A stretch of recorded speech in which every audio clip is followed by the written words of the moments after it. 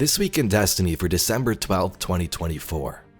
A look ahead to 2025, including Act 3 for Revenant releasing on January 7th, and Episode Heresy and a new dungeon releasing just a month after.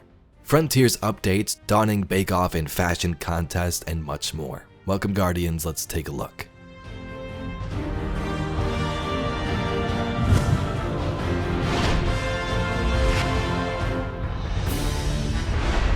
In case you missed it, in earlier today's video, we took a look back at 2024 from Bungie's end-of-year update.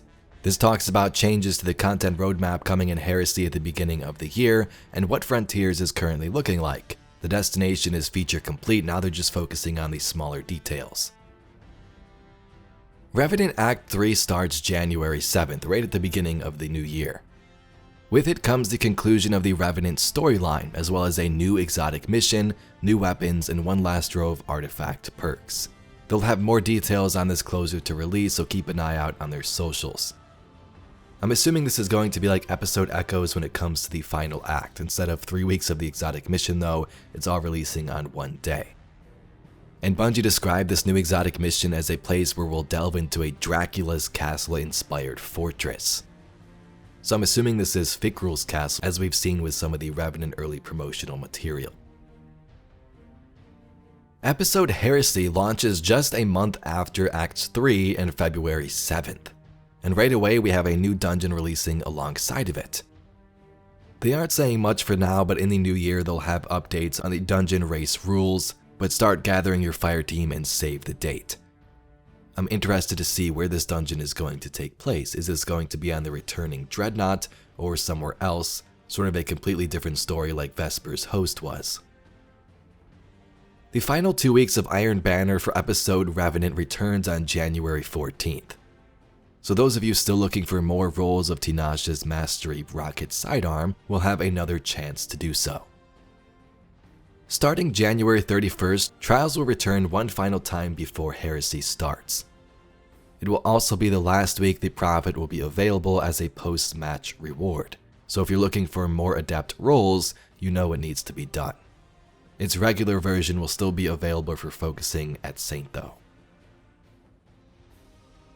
Next week will be your final opportunity to get the Adept Uzumi Sniper Rifle in the Nightfall Loot Pool rotation. While still available for focusing, this is your last chance for now to earn the Adept version of it. By the way, in case you are still trying to get a God Roll Rake angle the following week, December 24th, the first ever Stasis Glaive will be back in rotation. Chillclip is pretty strong on it. The final Trials of Osiris week of the year will see the return of the class-based matchmaking. One Hunter, one Warlock, and one Titan on each team will battle together to try and reach the Lighthouse. This will be the final week the Summoner will be in the pool rotation, so push hard if you're still chasing its Adept version. For Crucible Labs this week, they've got Hardware Supremacy, and to close out the year they got the return of doubles in 2v2 Clash. With the launch of Revenant Act 3, Bungie has a slew of additional armor and weapon balance updates planned for the following week, which is January 14th. The bulk of this update is aimed at addressing a couple of overperforming weapon types in Crucible, and then buffing a number of underperforming options as well. Overall, there's been buffs to heavy burst sidearms, rapid fire auto rifles, and SMGs. So increasing the strength of some of the close range primary weapons like the heavy bursts, magazine increases for some machine guns, and some increased damage rates for rapid fire auto rifles. There's also some enhancements to lightweight pulse rifles and precision hand cannons for medium range combat. So hand cannons have seen a small bump in usage and effectiveness with the recent changes to body shot damage.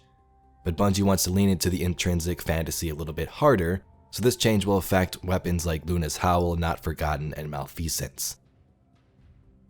They've re-implemented changes for lightweight scouts to bring down their body shot time to kill, and sniper rifles receive a small buff to reduce flinch. There's also some changes to weapon perk updates. First, for Skulking Wolf, the Iron Banner Origin now activates in PvE. It also adds a new effect which makes enemies slightly less accurate when targeting you while the perk is active. and the perk description update planned for a future release. Next to that, Target Lock has some changes as well. They removed the nerf specific to SMGs, making the perk fully effective with increased magazine sizes.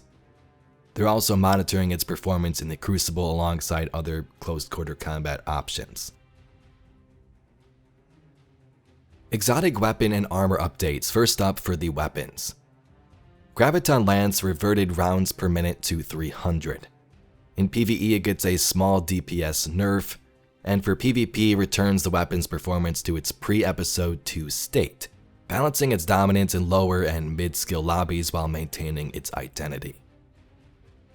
For Malfeasance, they adjusted it to match the intrinsic benefits of the Precision Hand Cannon perk, added accuracy bonuses, added reduced ADS movement speed penalty, and airborne effectiveness remains unchanged as it was already incorporated. And for the armor side of things, we only have Spirit of Alpha Lupi. Healing Impulse Strength adjusted to account for Thruster's higher uptime compared to Barricade. The Dawning may not be working as intended, but the Bungie store has some holiday offers if you are interested in that. There's actually some pretty cool options on here, some exotic pins, and even a real-life skateboard version of the All-Star Vector Skimmer.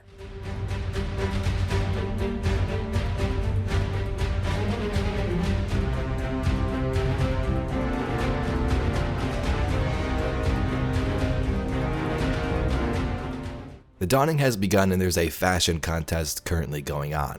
This is just the first week, so you still have time to submit with the hashtag Dawning Fashion on any platform of your choice, and the rules are it's a winter stasis and dessert themed topic. There's also a baking contest going on with hashtag Dawning Baking entries. Here are a couple of the submissions so far.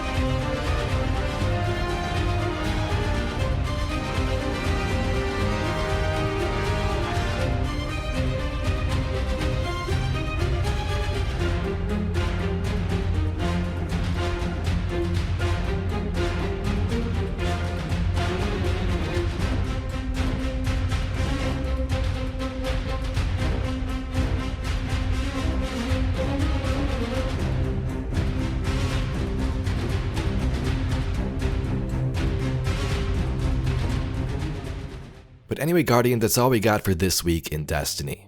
If you'd like to see some more Destiny news, lore, and mysteries just like this video, please be sure to subscribe to the channel. I thank you very much for watching, and I'll catch you all in the next video.